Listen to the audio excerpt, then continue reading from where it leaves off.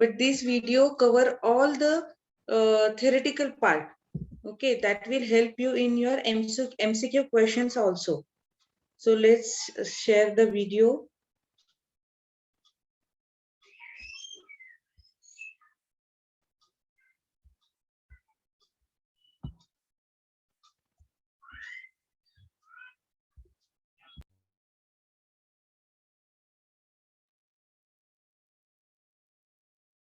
We are going to just finish off all the provisions that we have, and as a result,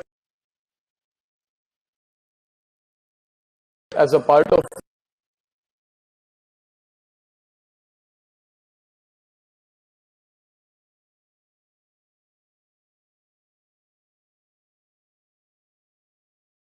Is video audible?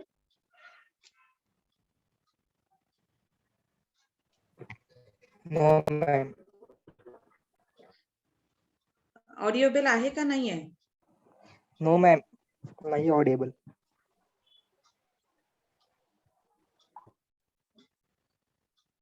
Just check. Okay. आता which you will be able to revise better once you view the video. Yes, okay. So we'll just get into the theory quickly. So this is about financial instruments covered under 3 separate standards. Ind AS 32, which largely covers the definitions, 107, which is mainly on the disclosures, and 109, where you have the main provisions about the classification as well as the accounting and the recognition. So the standard, in terms of its overview, to start with, there are a few definitions, after which we have the classification of the assets, moving on to measurement and accounting, which is the most important part of the entire standard, going to derecognition, lastly derivatives and hedge accounting. We'll go one by one, finish each and every part which is there in the standard. So definitions on a financial instrument. What is a financial instrument? An instrument which is a contract which creates a financial asset for one entity and a financial liability / equity for another entity. So it has to be a contract, and it cannot be constructive or it cannot be implied. It has to be a contract. Second, it should create a financial asset for one entity, or it should create a financial liability, or it should create either equity for another entity, for which we need to know what is a financial asset, what is a financial liability, what is equity. What is covered under financial asset? You have cash, you have equity instruments of another entity. Remember, your own equity shares cannot be treated as financial assets. Equity shares of another entity can be treated as financial assets. Then instruments which give you a contractual right to receive cash for or another financial asset. For example, debtors, bills receivable, loans given, deposits given, debentures purchased, all of these give you a contractual right to receive cash or another financial asset. For example, a convertible debenture of another company gives you a contractual right to receive a debenture of another company, and hence that is also a financial asset.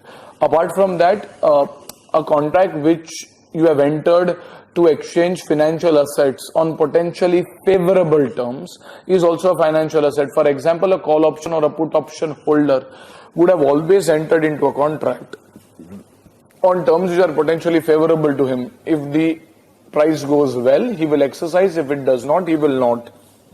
So for a put option or a call option holder, the transaction of purchasing, the holding the asset is considered to be a financial asset. And then comes the last part, where you have a contract which will be settled in own equity instruments, which will be settled for a fixed number of shares at a fixed price, will be treated as equity. Other than that, any other contract where there is any kind of variability will be treated as a financial asset or a financial liability. We'll discuss this in a bit more detail going forward in the additional slides. What is a financial liability on the other hand? A financial liability is any liability where you have a contractual obligation to deliver cash. For example, creditors, you have an obligation to deliver cash. Bills payable, an obligation to deliver cash. Loans taken, obligation to deliver cash. Debentures issued. All of these are financial liabilities. Apart from this, any contract where you are going to exchange financial assets on potentially unfavorable terms. So for example, a call option or a put option writer maximum he will receive the premium, and after that he has entered into a contract which is potentially unfavorable to him all the times, and as a result a call option or a put option writer will always be treated as a financial liability for him. Now the last part of the financial liability definition is if you have a contractual, if the settlement is in own instruments, in own equity instruments, again for a variable number of own instruments, or if it is a derivative, then a variable number or a variable price at which the instrument is issued is considered to be a financial liability. For example, if you were to purchase, let's say, machinery and in return agree to issue your own shares. So if you agree to issue a variable number of own shares, then that contract will be treated as a financial liability. If you decide to issue a fixed number of own shares, then the contract will be treated as equity. Further, if this was a derivative, and generally when you look at the derivative, in most of the cases you will also see an exercise or an agreed price at which the transaction is going to happen. So in case of a derivative, like an option given, like a share warrant given, if your settlement is going to happen for a variable number of options, so on exercise you might get variable number of shares, or even if it is a fixed number of shares, if the price is variable, then it is to be treated as a liability. So when is it an equity? If the settlement is in own instruments for a fixed number of own instruments at a fixed price, that is when we call it as equity. Are we clear with this? So this is about financial assets and liabilities. Then comes equity. And how do you determine what is an equity? Well, any instrument which evidences something called as a residual interest. What do we mean by residual interest? Something which is left over after all the assets and liabilities are paid off, that is a residual interest, and that is how we define equity. Mind you, we do not link it to shares. Like in old standards, we would say that shareholders are owners. We are not saying that is necessary. So someone like a preference share. A preference share does not evidence residual interest. He does not get whatever is left over. He gets the fixed amount that is agreed. And as a preference share may not necessarily be treated as equity. On the other hand, an equity share generally has a residual interest, and hence it can be considered as equity. So this takes care of the definition of equity, financial asset and financial liability. A few special cases that we can quickly discuss. Prepaid expenses, they will not be financial assets because they don't give you any contractual right to receive cash. They give you a right to receive a service. Constructive obligations are not contractual obligations and hence cannot be treated as financial assets or liabilities, like Diwali bonus to be paid. Then you look at statutory obligations like income tax payable, again are not financial liabilities because it is a contractual it is an obligation to deliver cash, but not contractual. It is a statutory obligation to deliver cash. Then you look at warranties for products. You are having an obligation to repair a product, maybe replace a product, but you don't have a contractual obligation to give money, and hence even product warranties are not financial liabilities. Unearned revenue is also not a financial liability. It is a liability but not a financial liability. The reason being, we have a contractual obligation to render service. If someone has paid us money in advance, we don't have an obligation to deliver cash, and hence even unearned revenue is not a financial liability. We look at a couple of interesting things, especially on preference shares and debentures and settlement in own instruments. I would rate this as important from a case perspective. So generally preference shares issued or debentures issued, how should they be classified? The standard says you look at the features of the preference share issued or the debenture issued. The features are broadly three features which we can outline. One is the distribution feature, then is the redemption feature, and then is the conversion feature. So if there is distribution and the distribution over here is mandatory, then we say that there is an obligation to deliver cash. So a mandatory distribution refers to a financial liability.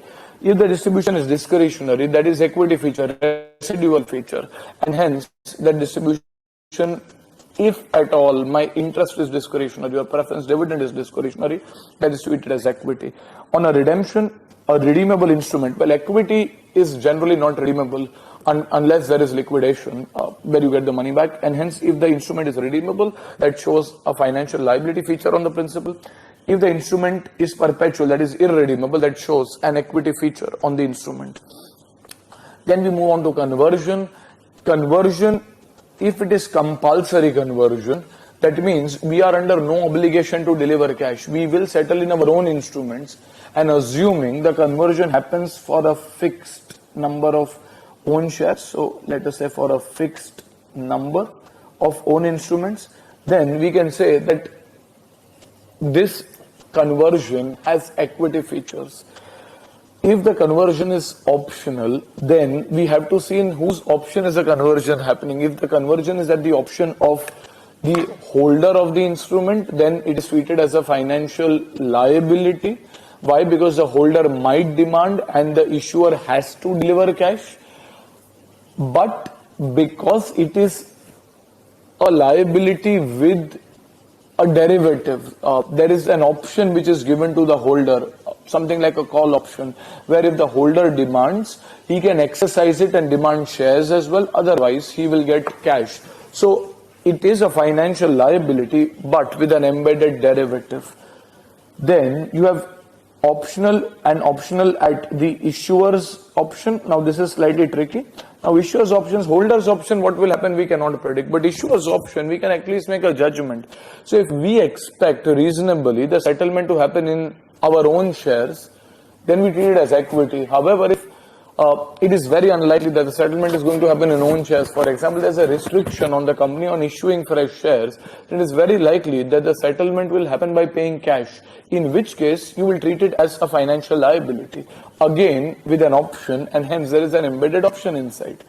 So unless otherwise given, we would prefer to show it as an equity. Having said that, there can be an alternative solution where you can show it as a financial liability with embedded derivative as well. Okay, we have given a few examples over here on whether it's a 9% redeemable preference share. 9% unless otherwise given is fixed, it is mandatory, redeemable, and hence the principal also has equity features. The entire instrument is financial liability. If it is irredeemable, the principal there's no obligation to give the principal back. The interest being discretionary, there's no obligation to deliver interest as well, and as a result the entire instrument is equity even if this is called as a bond. And lastly, if it's a 10% but a compulsorily convertible bond. Now, if it's a bond which is convertible after 5 years, for a period of 5 years, we are under an obligation to deliver cash for the interest, and hence that is to be treated as equity, that is to be treated as a liability. On the other hand, the compulsory conversion characteristics, assuming it is for a fixed number at a fixed price, will be treated as an equity characteristic. Proceeding, if the settlement, now that takes care of, makes it a compound financial instrument. So this has both equity as well as liability features, a compound financial instrument. Now proceeding to the next part, the last part where we discuss for the definitions, is if the settlement is happening in own equity instruments. Usually the settlement happens in own equity instruments, it should be treated as equity. However, the standard says if the settlement is happening for a variable number or for a variable price, it should be treated as liability. If it is happening for a fixed number at a fixed price, it should be treated as equity. So over here, the general rule is if it is fixed for fixed, it is to be treated as equity. Any item over here where the exercise price, if it is a derivative, there is no derivative, there will be no exercise price. The number has to be variable or the price has to be variable, in which case we treat it as a liability. If the number and the price both are fixed, then we treat it as equity. Proceeding, so that takes care of the first section, that is the section on definitions. Proceeding to the section of classification. Now, financial assets have 3 classifications, liabilities have 2, and equity has a single classification. A financial asset can be shown at either amortized cost, at FVT OCI, fair value through other comprehensive income, or FVTPL, fair value through profit and loss account. Liabilities have only amortized cost and FVTPL, which means in most cases the FVT OCI classification is not there, and equity should be recognized at the initial amount only. We'll go into detail for each of them. When we look at financial assets, the 3 main classifications: amortized cost, fair value through other comprehensive income, and fair value through the profit and loss account. What are the instruments that you show under amortized cost? Typically, those instruments where you are holding them in the business model to collect contractual cash flows only, and the characteristics of the cash flows, the contractual characteristics of the cash flows are solely in the nature of principal and interest. In loose language, these are debt instruments that you are intending to hold till maturity. Debt instruments, why? Because they give you generally cash flows which are in the nature of principal and interest only, where you are holding them in the business model as per your investment policy. You are holding it in a business model to collect contractual cash flows only, which means you don't intend to sell the asset. If it is a bond of 10 years, you intend to hold it for 10 years and then collect the interest for 10 years and the redemption value at the end of the 10th year, which effectively means that you have collected all the contractual cash flows only. So there are two tests that happen over here. One is something called as the CCFC test, which is called as the contractual cash flow characteristics test. So the cash flow characteristics should be exclusively in the nature of principal and interest only. As per the standard, it is in the nature of principal and interest only if it meets the terms of a basic lending arrangement. And what is there in a basic lending arrangement?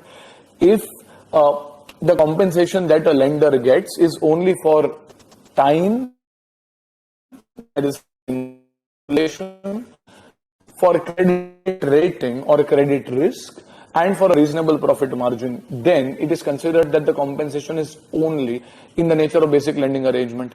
If you link the return to something like a gold price, like an oil price, like a Sensex price, this is not a compensation for a mere time or for credit risk, in which case we say that the contractual cash flows characteristic test is not met. Okay, assuming the contractual cash flow characteristic test is met, you go to the business model. Business model refers to the overall framework in which you are holding the financial assets. If you're holding the financial assets in a business model to collect cash flows only, which means it's like a sinking fund for an asset which you plan to replace after 5 years. You have invested in all the bonds for a 1 or 2 year duration. If it is a sinking fund, you are not going to sell the investments of the fund till the time you need the money, and you will need the money after 5 years. So you don't intend to sell it. And hence you're holding it in the business model, for example, of collecting cash flows only. However, if you intend to replace a machine after 3 years, you create a sinking fund, but you invest in bonds for a 10-year time frame, which means you will collect cash flows for 3 years and then probably sell the asset, in which case you're holding it in the business model of collecting contractual cash flows and selling the asset. So for something to be classified under fair value through other comprehensive income, model of collecting contractual cash flows as well as selling the asset. Secondly, the contractual cash flows over here as well have to be in the nature of principal and interest only. The second condition is the same. So what is the differentiating condition between amortized cost and fair value through other comprehensive income? Well, it is a business model. If the business model is to collect and sell, it is FVT OCI, generally investments which are intended to be sold before maturity. If the business model is to collect only, it should be amortized cost. Where the business model is to collect contractual cash flows only, instruments intended to be held till maturity. Then there is a residual category. So if something does not fit into the first two categories, it will automatically fall in the residual category, that is FVTPL. So the standard gives a few specific instructions that we have written in red, which have to be taken at a particular head. So something like derivatives have to be taken under FVTPL only unless hedge accounting applies. Even if it is a bond derivative, you cannot recognize under FVT OCI or amortized cost. You have to take it under FVTPL. Secondly, by default, equity shares would ideally go, equity investments that you have made would ideally go under the FVTPL category. However, that is because the equity shares do not give you contractual cash flows which are in the nature of principal and interest. They give you dividend, they probably don't give you principal back at all, and hence it is not meeting the contractual cash flows characteristics test. By default, it is a residual category, should go under the FVTPL heading. However, the standard gives a one-time irrevocable unconditional choice at the time of each and every investment. This choice is available at the time of each and every investment, where you can classify the equity investments that you have made into even the into the FVT-OCI category. Remember, by default, equity shares will always go under the FVTPL category only because they don't meet the CCFC test. This is a must for classifying something in the S cost or FVT-OCI category. However, at the time of initial recognition, the standard gives a one-time irrevocable unconditional choice to the entity to classify that as FVT-OCI. When can an entity do it? Well, it can do it whenever. It can do it for whichever investment it likes, but it can do it only at the time of initial recognition, in which case it will go under the FVT-OCI category. So equity instruments where an irrevocable choice is taken to show it as FVT-OCI, it is irrevocable, which means you cannot at a later date classify this into FVTPL. Can be taken under FVT-OCI. Remember, it is not compulsory you take the choice, and hence equity shares might also be shown under FVTPL. Held for trading, those assets which are acquired with the intention of selling them in the very near term, let's say around 3 to 6 months, are held for trading. And third, certain financial assets which are designated at FVTPL. Designated. Now, let's say there is a bond which is by default to be classified under FVT-OCI. However, if you classify it as FVT-OCI, there is a possibility that there can be an accounting mismatch. Like the bond is purchased, let us say, by issuing a debenture, and these debentures issued, that is a financial liability, is accounted using amortized cost, and the investments in bonds are accounted at FVT-OCI.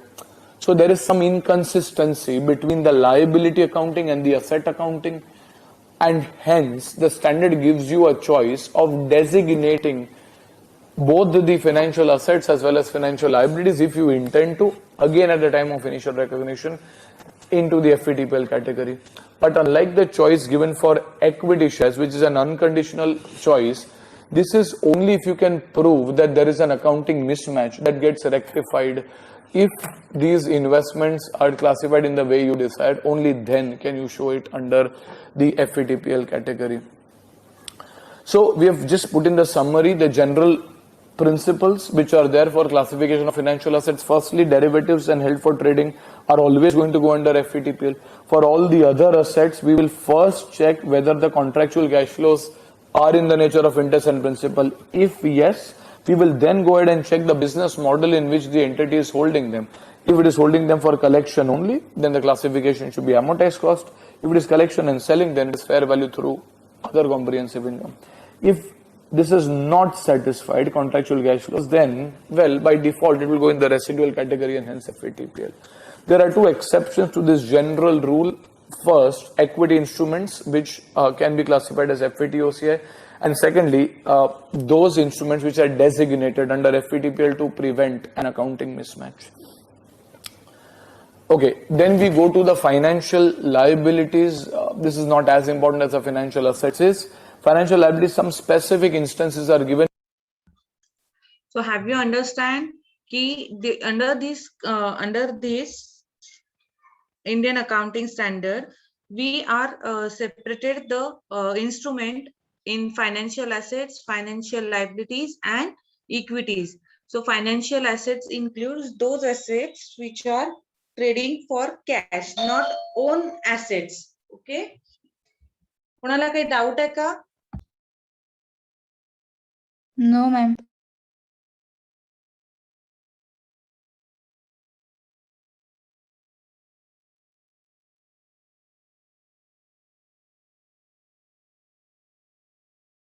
Those assets which are held for transaction, not our own equities included in the financial assets. Now we are discussing the financial liabilities. What things are included in financial liabilities. See, this section is deal with the under miscellaneous categories की याच्यासाठी they are not providing separate section. हे त्यामुळे थोडं huge section आहे. So let's continue with the financial liabilities.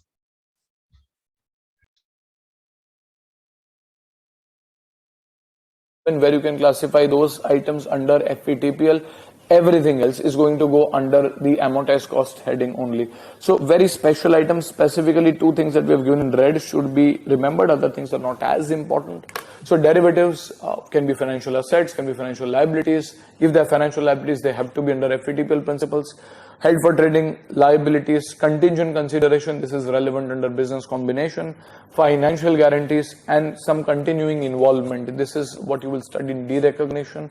In certain special cases, you can take the fair value of the items.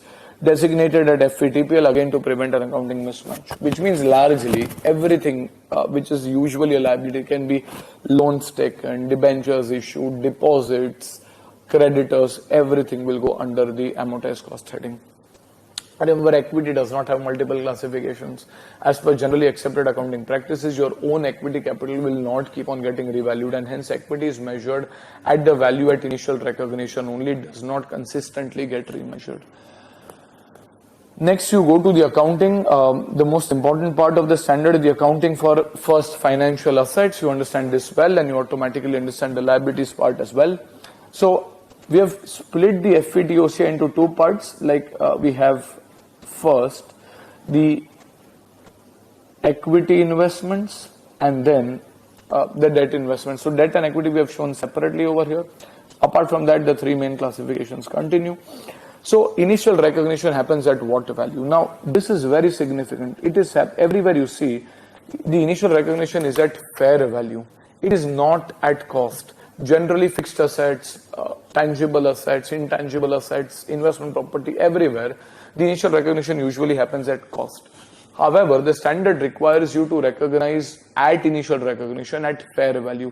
Now, how do you calculate fair value? Fair value at initial recognition depends on how the transaction is entered into. If the transaction is entered into at market terms, so it is on fair terms that this transaction is entered into, then this will be at the transaction price. Whatever is the price is assumed to be fair unless otherwise given, and hence the transaction price itself is the fair value. However, if the transaction is off market terms, for example, because an employee comes to take a loan to the employer gives the loan at a concessional rate, or a subsidiary takes a loan from the parent company at a concessional rate. These are transactions which are not happening at market terms. If someone else would have come to the parent company, they would have not given the loan at a 0% or a concessional rate. If someone else would have come to the entity other than the employee, they would have not given the loan at a concessional rate. And hence these transactions happen at off-market terms. So in case they happen at off-market terms, the transaction price cannot be taken as fair value. Then how will you calculate fair value? Well, as per the principles of Ind AS 113, that is fair value measurement. But from the perspective of this standard, almost every calculation will be done based on the present value of future cash flows, but discounted at the fair market rate. You will not discount it at the rate of the instrument. You would discount it as if this was a fair transaction. It was not an employee. It was a third party. How much would we expect? It was not a subsidiary. If it was a third party, what would we expect? And that is taken as the initial value. So fair value needs to be calculated only if the transactions are happening at off-market terms. If the question remains silent, we will always assume that the transaction happens at market terms, and hence the transaction price is the fair value. However, if the question specifically tells you a market rate of interest on a similar instrument, then the question is expecting you to calculate the fair value using the present value of future cash flows, taking the market rate as a discount rate. You will find some differences. The transaction price will not be equal, and hence a natural doubt is what will we do with the difference. Some common off-market transactions we have just listed down. So if the off-market transaction was due to an employer-employee relationship, the balancing figure will be treated as staff welfare, should be recognized as and when welfare happens. If the balancing figure is due to landlord-tenant relationship, then usually this is treated as a rent and should be recognized over the lease term. If the balancing figure happens due to a parent giving loan to a subsidiary at a cheaper rate, generally parent invests money in the subsidiary. Subsidiary does not give any service. Like a landlord gives service to the tenant, like an employee gives service to the employer, a parent or a subsidiary does not give service to anyone. And hence the difference, if any, is actually attributable to investment and not really an expense. So this will be treated as investment in subsidiary in the books of the parent. It will be treated as a capital contribution from the parent in the books of the subsidiary. Now it can also go the other way around. It might happen that the subsidiary is giving loan to the parent company at a cheaper rate. Now this is an unusual transaction because generally parent gives money to the subsidiary. Over here the subsidiary is giving money. So the balancing figure that comes in the subsidiary's books generally cannot be treated as investment in parent. Subsidiary does not usually invest in a parent. However, subsidiary gives a return on the investment done by the parent, and hence the balancing figure is attributable as a dividend distribution. In the books of the parent, it is not capital contribution received from the subsidiary. Instead, it will be treated as dividend income received from the subsidiary. Then is a government and a beneficiary relationship, in which case a balancing figure can be treated as government grant and can be accounted based on the principles under Ind AS 20, that is a standard on government grant. Okay, so this is about initial recognition at fair value. So in all the cases, the initial recognition goes in at fair value. Then transaction cost. Now usually the generally accepted accounting principle is any expense that you incur to buy the asset should be added to the cost of the asset. For example, a share has a fair value of 100. You go to buy them, 2 rupees brokerage, and the share costs you 102. In which case the transaction cost over here is added to the cost of the asset, again added to the cost of the asset, again added to the cost of the asset. Over here, on the other hand, the transaction cost, lastly, in the last point, the transaction cost is to be taken to the profit and loss account. The brief rationale for this is that since the transaction is in any case FVTPL, the differences in fair value is in any case going to go to the profit and loss account. So rather than capitalizing it to the cost first, then taking the net difference to P&L, you can directly take the transaction cost to the profit and loss account. So that is about initial recognition, something which is important. At every subsequent balance sheet date, you will recognize the amount under the amortized cost method. You will recognize it at the amortized cost. Now, at this stage, I would expect that you know how to calculate the amortized cost and you are briefly aware about the effective interest method. What is effective interest? Effective interest is nothing but the real return. The real return on your investment, which is usually the IRR, the internal rate of return, which can be calculated by trial and error and interpolation. You might be investing in a bond, let's say a zero coupon bond. You might be investing, let's say 6,200 rupees today for 5 year zero coupon bond. Optically, you are getting a zero coupon, but at the time of redemption, you are getting 10,000 rupees. So the difference of roughly 3,800 is your income. It is that you are effectively earning some interest, though apparently the coupon is zero. So you calculate the IRR, and let us say the IRR comes to 10%, then the effective interest is 10%. So you will recognize it at something called as amortized cost. And how do you calculate amortized cost? The opening balance, that is the fair value plus the transaction cost, plus the effective interest, opening balance into the interest rate, less any coupons that you have paid, less any principal repayments that have happened, and that gives you the closing balance. That is the amortized cost. You do not compare this with fair value. The reason being, you do not intend to sell it. So if you do not intend to sell it, fair value that way is irrelevant, and hence you do not compare it with fair value. On the other hand, for fair value through profit and loss account, OCI as well as FVTPL, the subsequent recognition happens at fair value. Unrealized gains or losses will not come generally over here, because if you are measuring it at amortized cost, you're not comparing it with fair value, there will be no gain or loss. Now, if there is a gain or loss, under FVT OCI, we show it inside something called as a fair value reserve within the other comprehensive income. Other comprehensive income is of two types. One is which allows reclassification, one does not allow reclassification. So if it is under a debt, it goes under the with recycling or with reclassification, which means that if a sale happens ultimately, if the bond is sold, then the balance in the fair value reserve, as you can see below, the realized gain will be transferred to the P&L. No recycling means that the balance which is there in the fair value reserve, now it cannot continue in fair value reserve once equity shares are sold, but it will be transferred directly to retained earnings because it is non-recyclable, cannot appear in the P&L account. This is extremely rare. Now, usually you will not sell assets under the amortized cost, but for whatever reason, if you end up selling it, then it will be taken in the P&L account. And lastly, fair value through profit and loss account. In any case, the unrealized as well as the realized gains have to go to the profit and loss account only. Interest and dividend, remember, in all cases will go to P&L. The only real difference is the interest that goes in amortized cost is the effective interest, that is the opening balance into the effective rate, that is the IRR, very similar to the yield to maturity that you study for a bond. And in FVTOCI, you will recognize it based on the coupon interest. Impairment is a reduction in the value. When does impairment happen?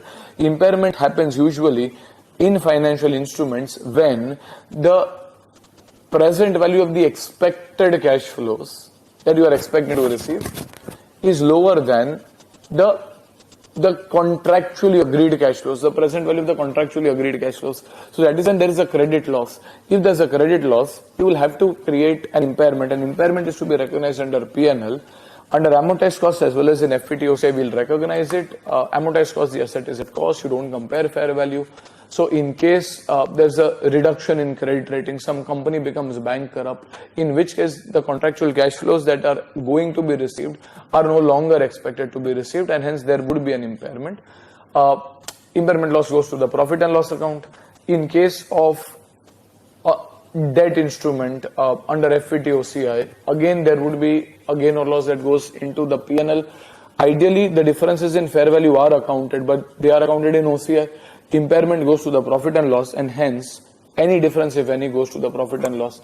Lastly, FVTPL, you don't require impairment, it automatically gets impaired, the difference in fair value, and it is going in P&L only. And remember, standard says impairment is to be done only in case of those instruments which have contractually agreed cash flows. If your instrument does not have a contractually agreed cash flows, you do not need to test it for impairment.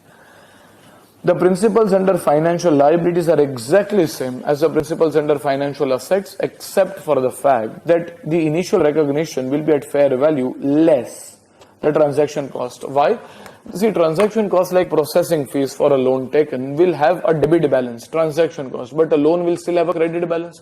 And hence, if you were to find the net value of the transaction cost has to be adjusted, it has a debit balance, whereas a loan is having a credit balance, and hence it has to be deducted. So we have put in a summary, as you can see, for transaction cost. Usually for financial assets as well as financial liabilities, if the classification is FVTPL, the transaction cost directly goes to the profit and loss account. For other categories of investments, it will be adjusted with the initial recognition value. Now assets have a debit balance, transaction cost also has a debit balance, and hence it has to be added.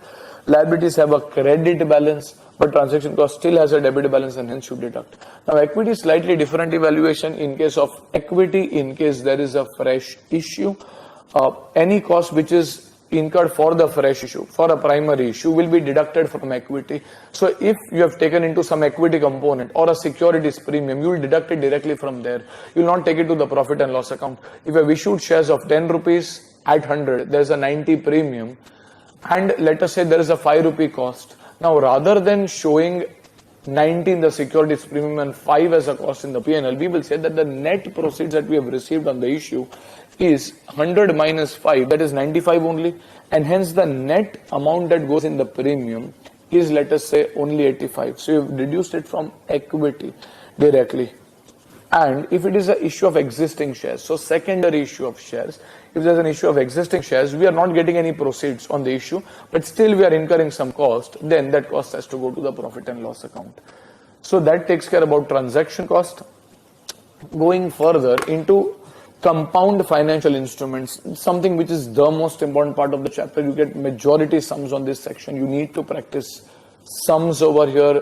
Just theory would not be enough.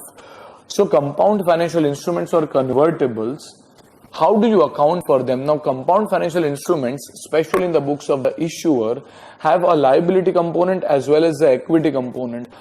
A part of the instrument is a financial liability, a part of it is equity. So it is wrong to classify the entire instrument as a financial liability, but it is wrong to classify it as equity as well. And hence, we need to split the instruments. Now, how do you split the instrument? As per the standard, you have to first measure whatever is more reliably measurable. Now, between equity and liability, it is always liability which is more reliably measurable. Remember, the equity value is uncertain, But liability is based on contractually agreed cash flows, and hence it is inherently more easier to value. So you will first always try to find a liability component. And how do you find the value of a liability? Well, you find it as the present value of the future cash flows which are in the nature of liability, where you have an obligation to deliver cash. These cash flows you will take as the base and you will discount them at the market rate of interest on non-convertibles. Why would you take the non-convertibles as the base? Well, because if this was a pure liability, we did not have a conversion, what would have been my expected return? Well, that would be the money that I'm paying.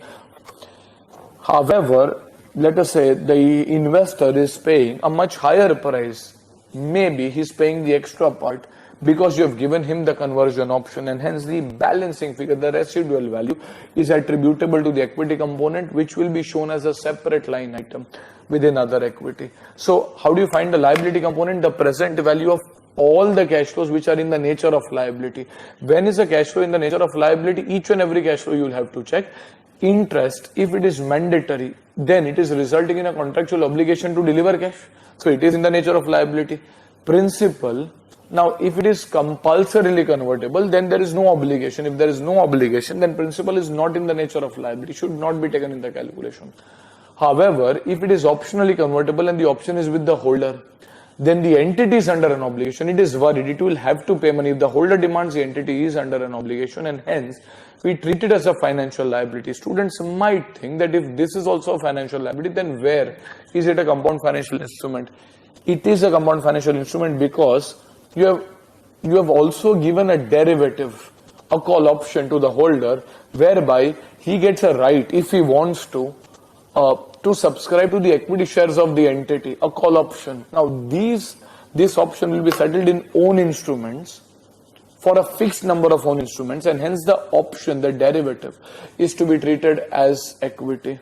So we have written over here that the coupon is in the nature of financial liability if it is mandatory. The principal is in the nature of equity. All of this is assuming that the fixed to fixed test is met, which means the conversion happens for a fixed number of shares at a fixed price. If it is equity, it is compulsory conversion. Financial liability, it is optional. But again, there is still an embedded derivative.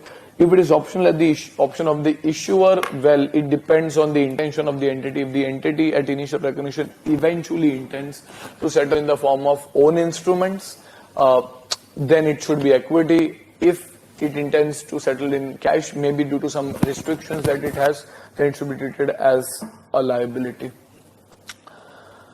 Going further, we go to the next section, which is on derecognition. Now, derecognition can be on financial assets or derecognition can be on financial liabilities. When will you derecognize the financial asset? Typically, when the risks and rewards which are attached to the cash flow of the asset no longer accrue to the entity.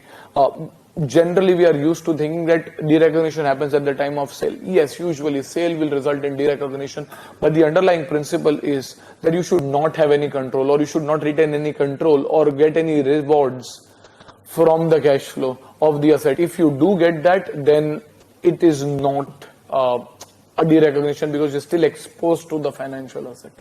Now, you will, when the entity does not have the risks or rewards attached to the cash flow, is the time that you should do a derecognition. A few special cases that we would want to discuss over here quite quickly on, let's say, something like a bill discounting. When I discount the bill, the right to receive cash technically passes on to the bank.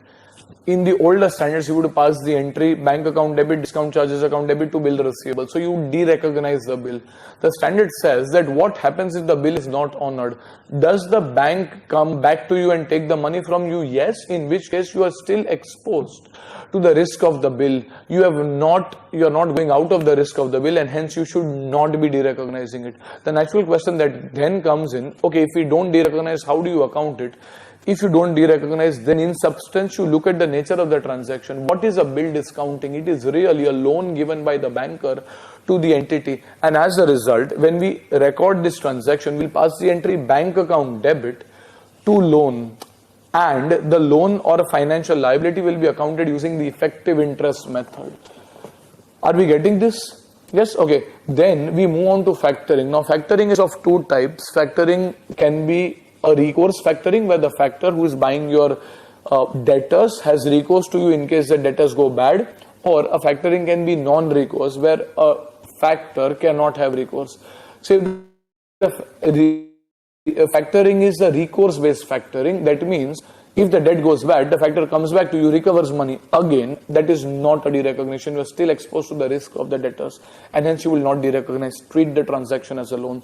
On the other hand, if it is a non-recourse factoring, then even if the debt goes bad or the factor collects a higher amount, we do not get any reward, nor do we bear any risk, and a non-recourse factoring would result in derecognition of the debtor. So that is about briefly discussing bill discounting and factoring. Then there is a sale and repurchase transaction where you can sell, let us say, a bond, and on the same day agree to repurchase that at a higher price in the future. The standard thing is that if you are agreeing to repurchase at a fixed price in the future, which is a higher price, why will I sell the bond today and agree to buy that same bond today itself at a later date at a higher price? Maybe because I need money immediately, and as a result, again, this is to be treated as a loan transaction and should not be treated as a derecognition item.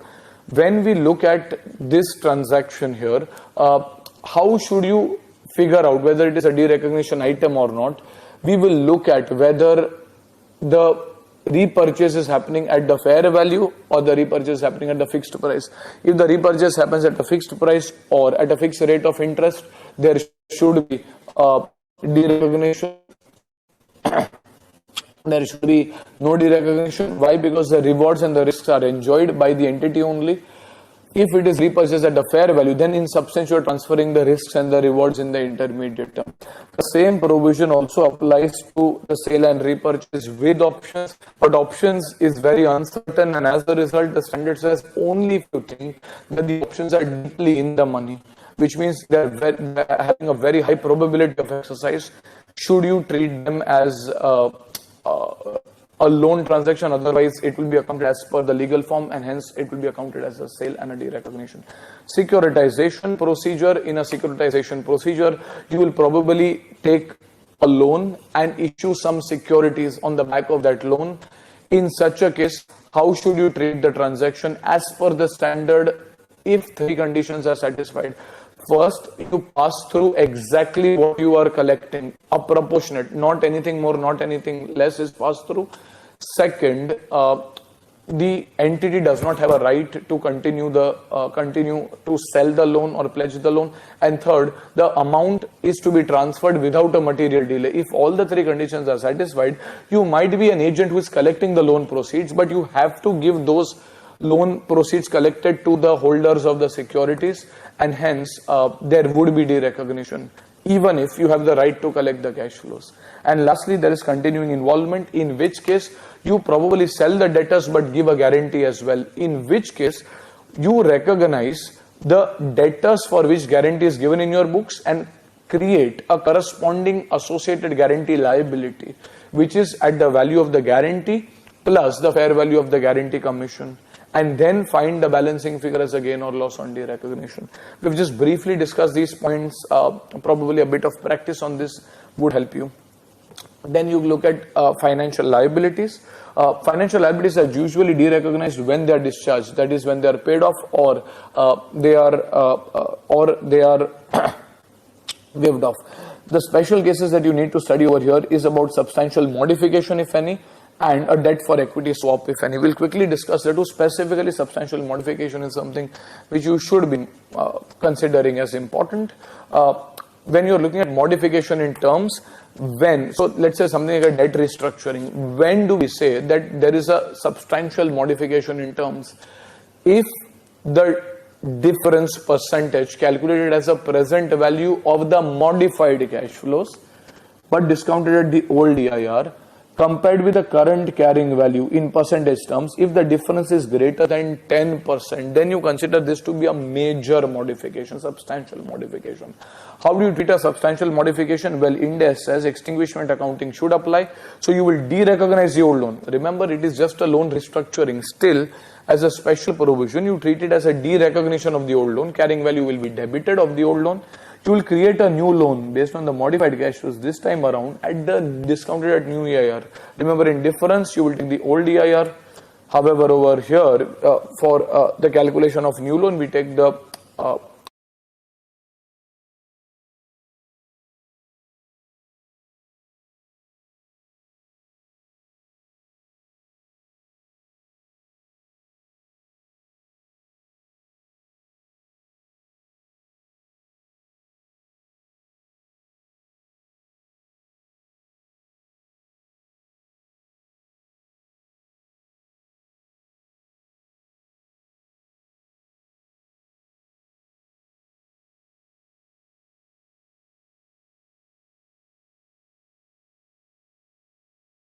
guidance given in the standard. However, institute gives us two alternatives. It says you can either adjust the carrying value for the difference amount, which is the same as the amount in the numerator. You adjust the carrying value, in which case the EIR will remain constant. This is the preferred approach from a student perspective. It's easier to solve. You don't have to again do trial and error. Or you adjust the EIR, you take the opening balance as it is, and you say modification increases or reduces your cost of borrowing, and hence you modify, adjust the EIR, carrying value remaining constant. So these are the accounting if there is a substantial modification or there is any kind of modification in terms. A debt for equity swap quite literally means that the loan was earlier to be repaid in cash. However, let us say the borrower does not have cash and I think we how were do you at define a derivatives, derivative? right? A derivative is something which derives its value from an underlying asset. Three features are there in derivatives as per the standard. First, it has to have a derived value, can be derived from currency, interest rates, shares, debentures. It has to be settled at a future date, not immediately spot settled. And third, it has to have a nil/insignificant investment at the beginning. If all the three characteristics are satisfied, that is when we say that an instrument is a derivative. Now, once it is a derivative, we have to figure out that in the usual accounting, unless hedge accounting that we'll study applies, derivative can be classified either as a financial asset, a financial liability, or equity. When is it an equity? If the derivative is going to settle in own equity instruments of the entity for a fixed number of shares at a fixed price, in which case that derivative can be treated as equity. For example, an option which is there in case of a convertible debenture. That option that the holder holds to convert into shares is for a fixed number of shares at a fixed price, and hence that equity component is a derivative which is to be treated as equity only. If it is treated as equity, it will be recorded the value that you find at initial recognition. Equity does not get remeasured. However, if it is a financial asset or a financial liability, it will be accounted using FVTPL principles at each balance sheet date. Going further, there is something called as an embedded derivative. An embedded derivative is nothing but a derivative which is built in a host contract. For example, an optionally convertible debenture where the option lies with the holder is a pure debenture, a pure non-convertible debenture within which you have inbuilt, embedded. So when you gave an optionally convertible debenture to the investor, we told him that we are giving you a normal debenture. That is a host contract. So for the entity which is issuing it, it is a financial liability, the non-convertible debenture. But along with the host contract, we also gave him an option. We also gave him a call option that if he wants, he can buy the share. And hence, both of them put together is a hybrid contract where there is a host contract and then there is an embedded derivative as well. So the standard says, when do you separate the host contract and the embedded derivative? A separation is to be done if the host contract is either a financial liability, equity, or a non-financial item. If the host contract is a financial asset, remember, no separation is required. The entire instrument is to be recorded using FVTPL principles only. Separation is to be done among other things. The first condition is the most important. If the economic characteristics of the host contract and the embedded derivative are not closely related, that is when you will do the separation. For example, when you look at a convertible debenture, the host contract is a financial liability, that is a debenture. The embedded derivative is the call option inside. When do you do separation? Where you do separation because the host contract's value changes depending on the changes in market rate of interest. The host contract does not really care about the profit. However, the value of the embedded derivative is determinant upon the profit, performance, share price of the entity. Both of them are affected by different economic factors, and hence we do separation. Additionally, you look at let us say a floating rate bond. A floating rate bond also has an interest rate which is changing based on some underlying market interest rate. However, the host contract, that is the bond, along with the floating element, both of them are affected by the market rate of interest only, and hence it does not require any kind of separation. So, a floating rate bond, there is no separation. Apart from that, the next 2 points are not as relevant. If you want to separate, you have to ensure that a derivative standalone meets the same criteria, and the entire contract should not be designated FPDPL to prevent an accounting mismatch. If these conditions are satisfied, then we would require a separation. And when you do separation, like we have did in compound financial instruments, you try to find a fair value of more reliably measured, if not the embedded derivative. So generally upon host contract, we try to find the value of the host contract or the embedded derivative, whichever is more reliable, and the balancing figure will be taken as the value of the other component. Two special cases are given in the standard for embedded derivative. One is for prepayment options, and second is the foreign currency element in import or export. We just very briefly discuss. You will need some practice here though. A prepayment option will require separation if the amortized cost, which is calculated ignoring the prepayment option, and the prepayment price are not approximately equal. So the amortized cost, which is calculated by discounting at the market rate of interest without the prepayment option, and the prepayment price at each exercise date, both of them should not be approximately equal at each exercise date. If they are approximately equal, they are closely related, no separation is required. They are not approximately equal, separation is required. Foreign currency element in an export or import transaction, this is a very rare transaction, will come from a student perspective. The institute says that it is closely related if, among other things, it is priced in the currencies of one of the parties to the contract. So if an Indian party buys goods from a US party, if it is priced in the US dollar or the Indian rupee, then they are closely related. If it is priced in some other currency like the Japanese yen, and the product is not usually trading in that, then it is not closely related, and a separation is to be done. Okay, and the last part of the standard is on hedge accounting. Is hedge accounting mandatory? No, it is optional. But if you decide to follow hedge accounting, then you need to have a detailed accounting process, a procedure that should be there in place, a risk management policy. Hedges are classified into three types. There is a fair value hedge, a cash flow hedge, and a hedge of net investment in a foreign operation. What is a fair value hedge? It is a hedge which you undertake to protect your sale proceeds. That is a fair value hedge. A cash flow hedge is a hedge that you undertake to protect the cash flow. For example, if you take a hedge, an option or a forward to protect the fair value on the value of the bond, that is a fair value hedge. On the other hand, if you take a fixed for floating rate swap or an interest rate cap, in which case that is or an interest rate forward, that is a cash flow hedge. What is the accounting for a fair value hedge? The fair value hedge, the host under the fair value hedge, the hedged item, that is the underlying item, let us say the bond investment, as well as the derivative, that is a hedging instrument, both of them, gain or loss has to be taken to the profit and loss account. If it is already there in the profit and loss account, no adjustment. If not, you have to account for both the items, the underlying as well as derivative. Their gain or loss has to go to P&L, except if it is on equity investments where the FVT OCI choice is taken, where both the gains or losses will go in the OCI fair values.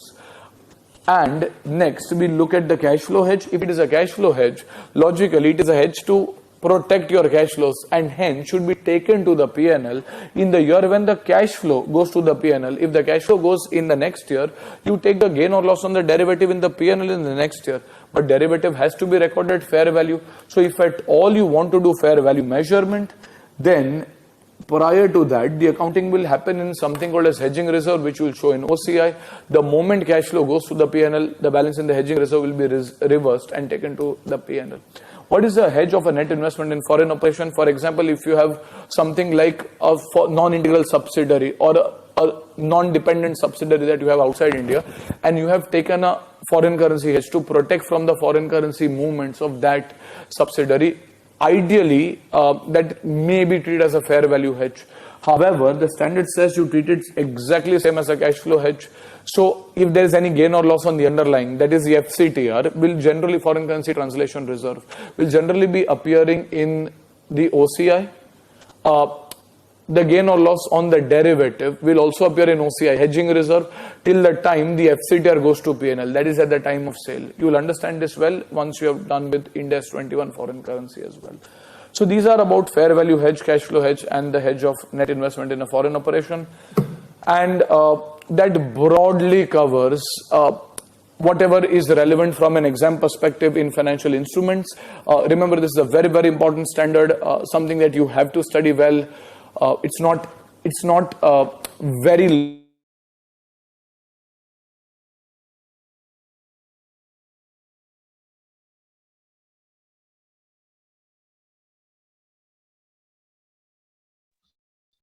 Okay, so today we cover our last topic, that is our miscellaneous financial issues in accounting standards. की miscellaneous मध्ये जे काय cover करायचं होतं, that we cover under this section, under section 109. I'll send the links of YouTube videos that we already shown in our lecture.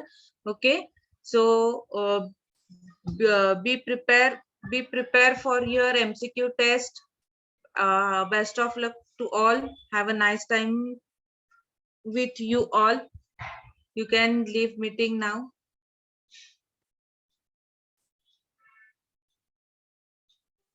Thank you, ma'am. Thank you.